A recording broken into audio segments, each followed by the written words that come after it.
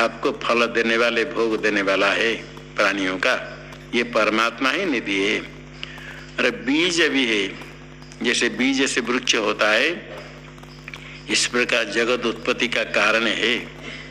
जितने कारण कार्य उत्पन्न होते सब का बीज है परमात्मा। माया विशिष्ट चेतन ही सारे जगत का कारण।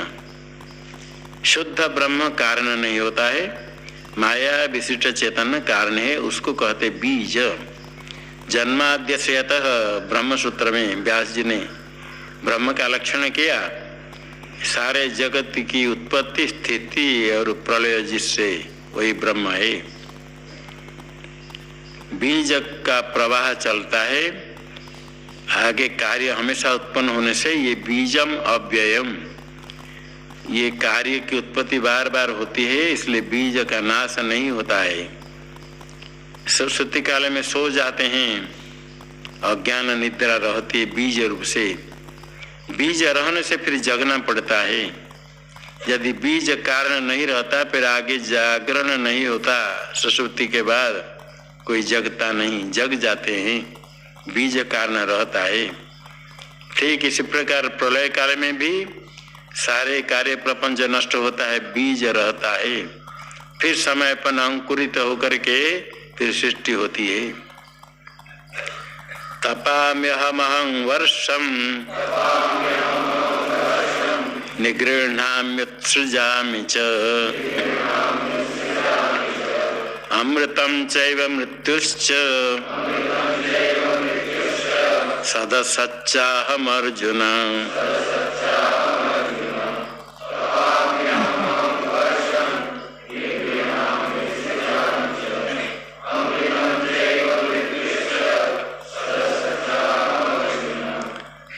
अहम तपामि, अहम वर्षम निगृह्णामि, अहम उत्सृजामि च अमृतम चैव मृत्युश्च सत असच अहम। हे अर्जुन, सब मैं ही हूँ।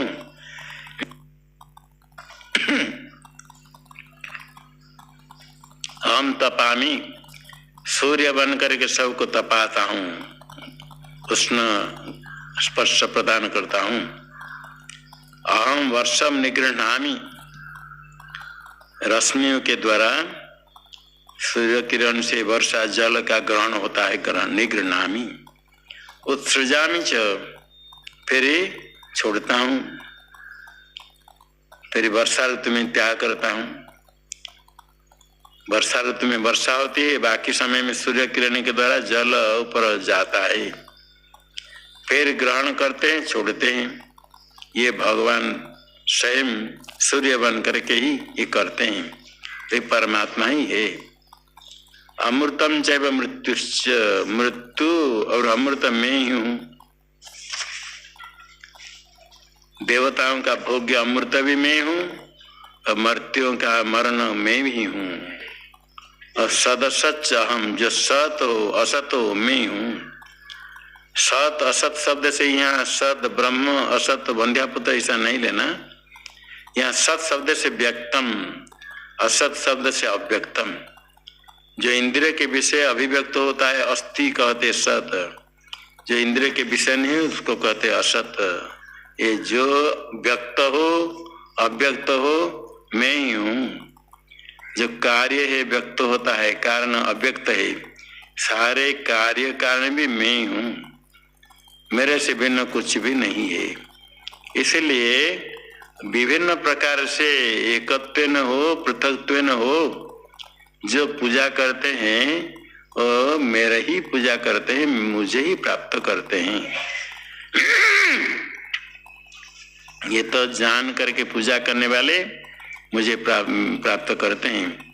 जो अज्ञानी है केवल फल इच्छा से ही चिंतन करते हैं, वो स्वर्ग आदि प्राप्त करते हैं। त्रैविद्यामां सोमपापूत पापा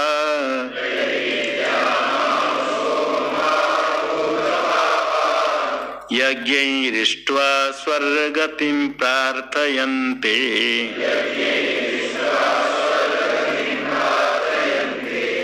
ते पुण्यमासाद्य सुरेन्द्रलोक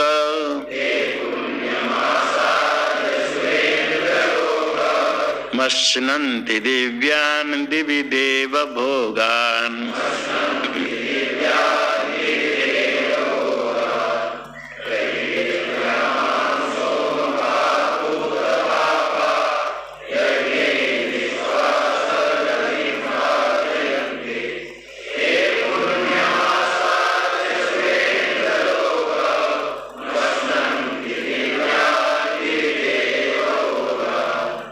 त्रैविद्याः यज्ञैरिष्ट्वा सोमपाः पूतपापाः सर्गतिं प्रार्थयन्ते ते सुरेन्द्रलोकं पुण्यम आसाद्य दिवि दिव्यान् देवभोगान् अश्नन्ति। त्रैविद्याः यज्ञैरिष्ट्वा सोमपाः पूतपापाः स्वर्गतिं प्रार्थयन्ते। वेद त्रय है, ऋग यजुः साम। विवाह करके अथर्ववेद को अलग व्यास जी ने किया है। 3 ही वेद। वेद अध्ययन करने के पश्चात वैदिक कर्म करना होता है। ब्रह्मचारी गुरुकुल में वास करके वेद अध्ययन करता है, धर्म मीमांसा करता है। वैराग्य हो तो ब्रह्मचारी अवस्था से भी संन्यास लेता है। वैराग्य नहीं होने पर गृहस्थ आश्रम में जाएगा। गृहस्थ आश्रम में जो जाते हैं वो वास्तव में नहीं, गृहस्थ आश्रम में भोग करने के लिए, कर्म करने के लिए गृहस्थ आश्रम में जाना होता है। जब तक वेद अध्ययन धर्मशास्त्र का अध्ययन नहीं हुआ तब तक गृहस्थ बनने के लिए भी अधिकार नहीं है। सामान्य जन यज्ञोपवीत संस्कार करते हैं, बहुत लोग नहीं कराते हैं। यज्ञोपवीत संस्कार नहीं होगा तो विवाह कर्म भी नहीं होगा। वैदिक कर्म विधि से नहीं होगा। कर्म कोई विधि से करने के लिए पहले यज्ञोपवीत संस्कार होना चाहिए। इसलिए कभी कभी जो अन्य संस्कार नहीं करते अलग से शादी के समय थोड़ा डाल देते हैं पंडित लोग। शादी करने वाले को पता नहीं चलता ये क्या है, कभी सोचा नहीं देखा नहीं, फिर तुरंत निकाल देते हैं। आगे पूछने पर पता नहीं चलता है क्या यज्ञोपवीत क्या जनेऊ किया है। तो वेद अध्ययन करते हैं, धर्म शास्त्र का अध्ययन करते, मीमांसा, तब आगे कर्म करते हैं, वैदिक कर्म करते हैं। तो कर्म जो करते हैं, कर्म का फल केवल स्वर्ग नहीं, जो स्वर्ग चाहता है उसके लिए वेद में कहा गया यजेत स्वर्ग काम। स्वर्ग की कामना है तो याग करो। और जो कर्म करता है यदि कामना रहित तो होकर के नित्य नैमित्तिक का कर्म जिस प्रकार अंतःकरण शुद्धि कराते हैं, ज्ञान प्राप्ति का साधन है, इसी प्रकार काम्य कर्म भी यदि कोई अनुष्ठान करे निष्काम होकर के तो कर्म को काम्य कर्म नहीं कहते हैं, वो भी ज्ञान प्राप्ति का साधन होता है। किंतु अधिकतर कर्म करते हैं यज्ञैरिष्ट्वा, यज्ञ से मेरी पूजन करके, सोमपाः, सोमपान करते हैं, सोमम पिबन्ति इति सोमपाः। सोम रस का उपयोग होता है यज्ञ में। पूजन करने के बाद जो कुछ रहता है प्रसाद विशेष रूप से, तो प्रसाद जी से सेवन करके तृप्त होते हैं, पवित्र होते हैं, पाप उनकी निवृत्ति होती है। इसी प्रकार सोम थोड़ा प्रसाद रूप से सेवन करने से पूत पापा, पूतम पापम येषाम, जिनका पाप पवित्र नष्ट हो गया, समाप्त हो गया, शुद्ध होता है अंतकरण होकर के स्वर्गतिम प्रार्थयन्ते। स्वर है स्वर्ग की गति प्राप्ति, स्वर्ग प्राप्ति की इच्छा करते हैं। स्वर्ग के उद्देश्य से याग करते हैं तो स्वर्ग प्राप्त करते ही है। ते सुरेंद्र लोकम पुण्यम आसाद्य। सुरेंद्र है इंद्र, सुराणाम इंद्र, देवराज इंद्र के पुण्य स्थान, उनका पुण्य फल है स्वर्ग को प्राप्त करके। पुण्यम का तो पुण्य कर्म का फल, सुरेंद्र लोकम आसाद्य, प्राप्त करके, पुण्य कर्म फल के प्राप्त करके। दिव्य का अर्थ स्वर्ग में, दिव्यान देव भोगान अश्नन्ति। देवताओं का जो भोग है देव भोगा वो दिव्य है, प्राकृत नहीं, अलौकिक है। लोक में ऐसा भोग हो नहीं सकता है, ऐसे भोग है नहीं जो भोग स्वर्ग में है। स्वर्ग भोग दे यहाँ मर्त्य भोग से बहुत विलक्षण है। यहाँ के भोग से वहाँ बहुत विलक्षण भोग है, उसके लिए कहा गया दिव्य भोग है, अलौकिक भोग भोग करते हैं। जो इसे भोग करना चाहते हैं स्वर्ग प्राप्ति के लिए कर्म करते हैं, गंगा स्नान करते हैं, यज्ञ दान तप भी करते हैं। जब विचार करते हैं कर्म फल अनित्य है तो वैराग्य होता है, तो फिर ज्ञान प्राप्ति के लिए निष्काम कर्म करते हैं। स्वर्ग फल अनित्य कैसे स्वयं भगवान बताते हैं। ते तम भुक्त्वा स्वर्गलोकम विशालम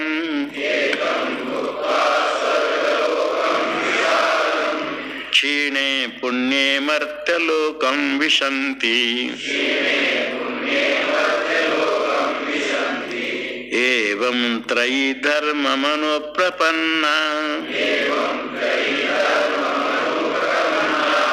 गतागतं काम कामा लभन्ते।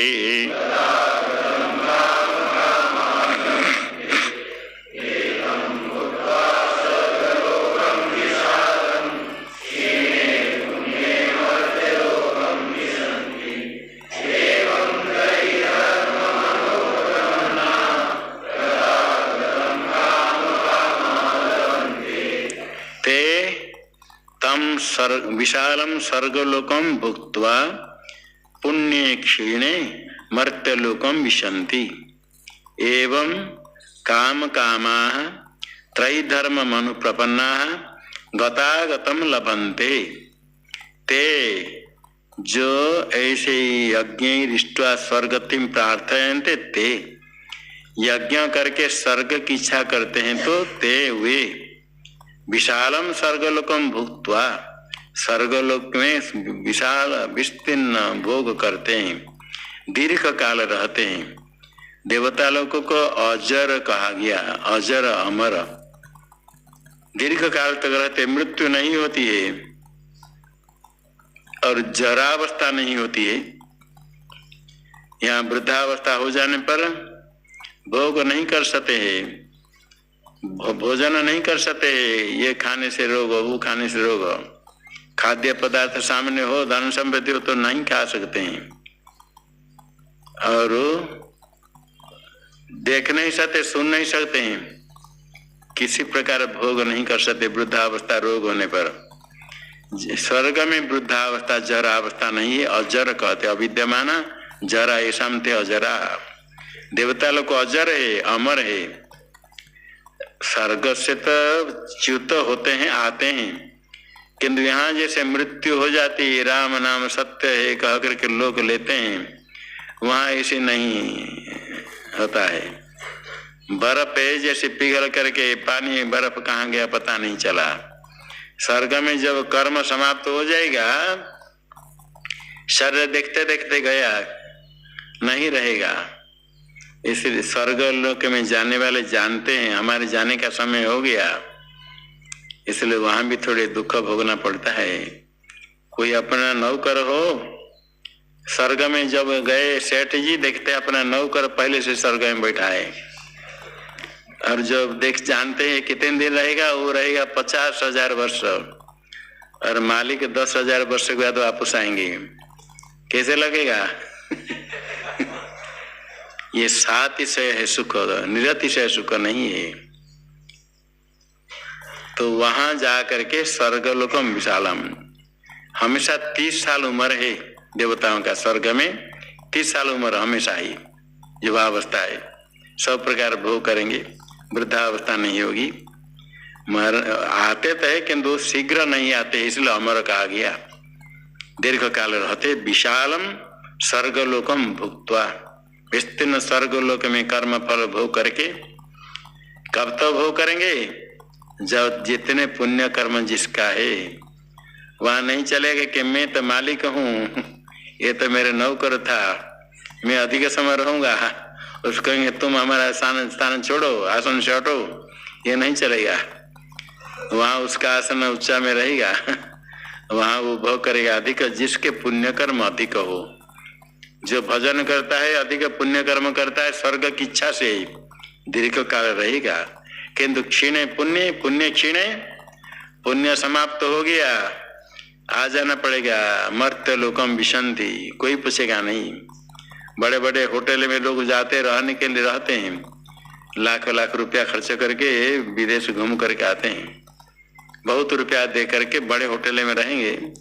यदि एक कहीं चाय पिया 500 रुपया दिया, और भोजन किया 2000 2500 दिया, तो बड़ापन है ना। ऐसे खर्च करते 5 लाख 3 लाख, किंतु रुपया खर्च हो जाएगा तो एक दिन नहीं रखेंगे, भगा दें, जाओ। अबे नहीं, जब तो रुपया है तब तो सालेटू करते रहेंगे, रुपया नहीं होगा तो नहीं, हटो। खीने पुण्य मर्त्य लोकम नीचे आते हैं। एवं त्रय धर्मम अनुप्रपन्ना, वेद त्रय में कहा गया जो धर्म है इसको प्राप्त करते हैं, निरंतर कर्म करते हैं, कर्म फल वो करते हैं, तो फिर क्या लाभ होता है? काम कामा, कौन ऐसे करते हैं? कामान कामयन्ते इति काम कामा, काम्य वस्तु को चाहने वाले, भोग्य की इच्छा करने वाले गतागतम लभन्ते, गतम च आगतम च गमनागमनम, गमन और आगमन। स्वर्ग जाते हैं बड़े खुश होकर के, आना पड़ता है, गिरते हैं, यही प्राप्त करते। गमनम च गतम च आगतम च, गमन आगमन को प्राप्त करते हैं। वहाँ स्वतंत्र नहीं, थोड़े समय रह जाएंगे अधिक, ऐसा नहीं चलेगा। समय हो गया तो आपस आना पड़ेगा।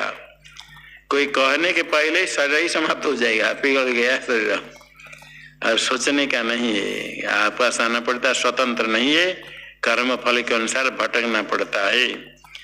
कभी कभी पाप कर्म अधिक हो गया तो नरक में गिर जाएगा, वहां जाकर वहां का भी फल कर्म फल भोग करेगा, वो भी सामान्य नहीं है। ऐसे भोग नरक में होता है, यहाँ ऐसे भोग नहीं कर सकता है। थोड़े आघात में तो मर जाएगा।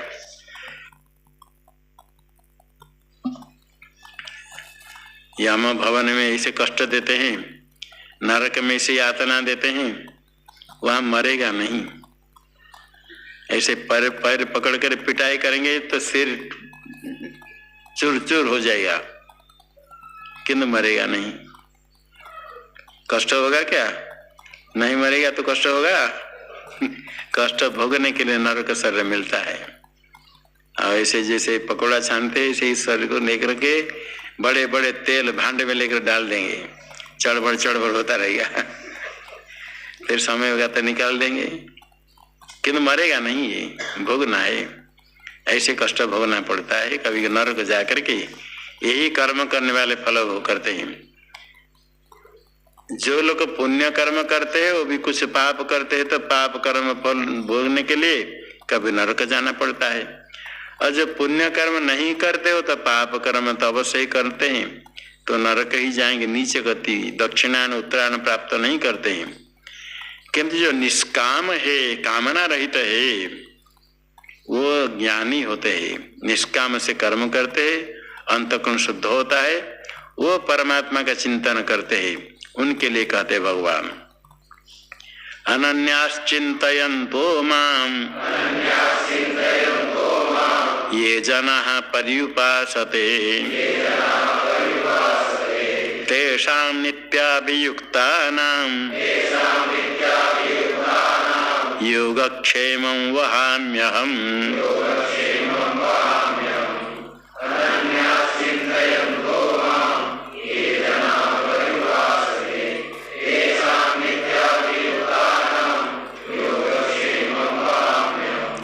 ये जनाः अनन्याः मां चिन्तयन्तो पर्युपासते तेषां नित्याभियुक्तानां योगक्षेमं वहामि अहं वहामि। ये जनाः अनन्याः मां चिन्तयन्तः मां उपासते तेषां नित्याभियुक्तानां योगक्षेमं वहामि। जो मेरी उपासना करते, परित उपासते, परिउपासते, निरंतर उपासना करते हैं, अनन्या होकर के, अनन्या अविद्यमान अन्यो येभ्य, जिनसे अन्य है ही नहीं कुछ, एक परमात्मा स्वरूप से भिन्न कुछ भी नहीं है, मेरी उपासना करते अनन्य होकर के, अविद्यमान अन्यो, अन्य जिनका है ही नहीं, परमात्मा को छोड़कर और कुछ भी नहीं है, वासुदेव सर्वम, भगवान के वाणी में विश्वास करके सर्वम ब्रह्म, परमात्मा से अलग कुछ नहीं, यही अनन्य होते हैं। जब तक अन्य बुद्धि है, परमात्मा से भिन्न कुछ भी मान लिया तो अनन्य नहीं हुआ, उनका अन्य रहा। परमात्मा को भी अन्य नहीं मानते हैं। यदि परमात्मा को मेरे से भिन्न माना तो अनन्य कैसे हुआ? तो भेद नहीं, अनन्य का तो भेद नहीं है, अभेद होकर के निरंतर एक अद्वितीय तत्व ब्रह्म मैं हूँ, ऐसे माम चिंतयन्त परितोपासते, चिंतन करते, ध्यान करते, श्रवण मनन के बाद निधिध्यासन करते, वो मेरी उपासना करते हैं। तेषाम, यही अधिकारी नित्याभियुक्ता नाम, निरंतर अभित युक्ता नाम, निरंतर ध्यान मग्न हो रहते हैं। जब श्रवण मनन के बाद निश्चय हो जाता है सर्वम ब्रह्म, सुनने पर भी सर्वम ब्रह्म वासुदेव सर्वम, ये दृढ़ निश्चय नहीं होता है। श्रवण मनन करके सारे प्रपंच में मिथ्यात्व बुद्धि हो, वास्तव तत्व सत्य ही एक परमात्मा है, ऐसे नित्य निरंतर चिंतन करने पर निरंतर अहम अस्मि ब्रह्म ऐसे चिंतन करते हैं। भगवान ने कहा है वो ज्ञानी तो आत्मेव में मतम, वो तो मेरे आत्मा ही है कहा। इसलिए उनका योग क्षमम अहम बहामी, योग और क्षेम का वहन मैं करता हूँ, मैं ही उनकी रक्षा करता हूँ। योग और क्षेम में अंतर है। योग होता है अप्राप्त की प्राप्ति, अप्राप्त का प्रापण मैं ही करता हूँ, जो उनको आवश्यक है। ये नहीं कि अप्राप्त प्रापण करके कोई यदि ब्रह्मचारी संन्यास लेकर के निधिध्यासन करता है, कभी मन में आ जाए कि मैं विवाह कर लूं, शादी कर लूं, कोई सुंदर स्त्री को दे करके सोच ले, तो परमात्मा अप्राप्त प्रापण योग कराएंगे? ऐसा नहीं, रक्षा करेंगे, बचाएंगे। वहाँ क्षेम की रक्षा करेंगे। योग भी करते, क्षेम भी करते हैं। क्षेमे प्राप्त से रक्षणम, कभी नहीं समझता है अज्ञानी क्या मेरे लिए उचित, क्या अनुचित, क्या आवश्यक, क्या अनावश्यक, तो वस्तुतः परमात्मा ही जानते हैं। परमात्मा ही जो आवश्यक उसकी रक्षा करते हैं, जो अनावश्यक उसको त्याग करा देते हैं। वही योग क्षमा वहन करना है। यदि मन में भ्रांति हो जाए, विषय सेवन करने की इच्छा हो जाए और परमात्मा विषय प्राप्त करा दे तो क्षेम का वहन हुआ, क्षेम का वहन हो गया। जो विरक्त था, विषय सेवन नहीं करना है, कभी विषय सेवन करने की इच्छा हो गई तो विषय दे देंगे, योग करा देंगे, तो क्षेम की रक्षा हुई। अप्राप्त से प्रापण तो हो गया, किंतु प्राप्त से रक्षण कैसे होगा? प्राप्त जो वैरागी उसकी भी रक्षा करते हैं। नारद जी के मन में कभी ऐसे हो गया, थोड़ा मोह हो गया, सुंदर राजकुमारी देवी के हाथ दिखाए, बड़े ज्योतिष थे नारद जी, किंतु थोड़ा सौंदर्य देख करके मन में हो गया, तो जब काम क्रोध लोभ आदि कुछ मन में थोड़ा आ जाता है, बुद्धि में वैपरीत्य आ जाता है, हाथ देख करके निश्चय कर लिया, इसके हाथ में ऐसी रेखा है, जो जगत करता है वो इसके पति बनेगा, जो सर्वज्ञ उसके पति बनेगा। ये नारद जी ने देखा, इसके पति जगत करता बनेगा, इसके पति सर्वज्ञ हो जाएगा। ठीक देखा है? नहीं देखा? देखा तो हाथ में ठीक है, रेखा में दिखता है जगत करता है इसका पति बनेगा। और नारद कहते इसका पति जगत करता बन जाएगा, सर्वज्ञ इसका पति बनेगा। ये कहते इसका पति तो सर्वज्ञ हो जाएगा। नारद कहते हम यदि इसका पति बन जाए तो सर्वज्ञ भी हो जाएगी और जगत की सृष्टि करेंगे। कितना अच्छा है। जो जगत करता है, सर्वज्ञ सर्वशक्तिमान है, वो इसका पति है। ये तो उनको मालूम ठीक हुआ, सर्वज्ञ हो, जगत करता हो तो पति बनेगा। इनको क्या लगा, जो इसका पति बनेगा वो सर्वज्ञ हो जाएगा, जगत कर्ता हो जाएगा। तो मन में आएगा पति बनने के लिए भगवान के पास गया, देखा स्वयंवर सभा होने वाली है, उसमें फिर वर्ण कैसे करेगी, रूप भी अच्छा होना चाहिए। भगवत सोचा परमात्मा विष्णु तो हमारा बहुत अत्यंत, मैं उनका भक्त हूँ, इतने तो कहेंगे तो रख देंगे। जाकर कहा थोड़ा सुंदर रूप दे दो। परमात्मा ने कहा ठीक है, बहुत अच्छा है, सुंदर रूप मिल जाएगा, शादी कर लो। तो भगवान ने तो हाँ कर दिया, किंतु बंदर रूप बना दिया। तो शादी तो नहीं हो पाए। सब लोग ने कहा जाकर देखो, देखा जाकर फिर भगवान को अभिशाप दिया। अभिशाप परमात्मा ने ग्रहण कर लिया, किंतु भक्त की रक्षा की। भगवान ने अभिशाप ग्रहण करके फिर मर्त्य में आए। उनको अभिशाप प्रिय है, भक्त का अभिशाप भी ग्रहण कर लेंगे। भक्त क्रोध होकर कुछ कहता है तो परमात्मा प्रसन्न होकर ग्रहण कर लेते हैं, किंतु भक्त की रक्षा परमात्मा करते। भक्त वत्सल योग क्षम बहाम्य हम का था, जो उसके लिए कल्याण है, प्राप्त है, उसकी रक्षा मैं करता हूँ। और जो अप्राप्त का प्रापण कराता हूँ, अप्राप्त हो किंतु उसके लिए आवश्यक हो, उसका प्रापण कराता हूँ। कोई सोचा हम इतने बड़ा भजन करते हैं तो हमको ये चीज मिल जाए, यह मिल जाए, भगवान योग क्षम बहामी, वो नहीं। जितने आवश्यक यदि नहीं मिलता है तो परमात्मा जो अत्यंत आवश्यक इतने प्राप्त कराते हैं। और आपके पास जो कुछ प्राप्त है, दैवी संपत्ति, सत संपत्ति, सद्गुण है, उसकी रक्षा परमात्मा करते हैं यदि आप निरंतर परमात्मा का भजन करते हैं। तो वही योगक्षम अहम वहामी। यहाँ शंका करते सारे अज्ञानी हो ज्ञानी हो, सबका तो योगक्षम भगवान ही करते हैं। सबके लिए जगह भवन कारण है। जिसको जो प्राप्त होता है, परमात्मा की इच्छा के बिना कोई प्राप्त होता है तो सारे सबका तो सबका आत्मभूत आप है, सबका आप प्रिय है, सबके लिए तो आप योगक्षम वहन करते भगवान। कहते हैं सबका तो करते हैं, किंतु अज्ञानी क्या मानता है, मैं प्रयास करके प्राप्त करता हूँ, मैं नहीं किया। और ज्ञानी मानता है मैं कुछ नहीं किया तो सब परमात्मा ने किया, कुछ हो गया तो कहेगा परमात्मा की इच्छा है। अज्ञानी क्या मानता है, मैंने कर लिया, मैंने कर लिया। इतने भेद है। ज्ञानी तो केवल भगवत शरण रहता है, जो कुछ होता है भगवान करते हैं, अच्छा हो बुरा हो भगवान कराते हैं, तो वस्तु तो भगवान ही योगक्षम उसका वहन करते हैं। अज्ञानी अपने प्रयत्न करता है, इसलिए अपने लिए भी कुछ प्रयत्न करने से स्वयं प्रयत्न करता है, चेष्टा करता है, प्राप्त करता है। ज्ञानी ऐसे नहीं करता है, इसलिए ज्ञानी का योगक्षम भगवान ही वहन करते हैं।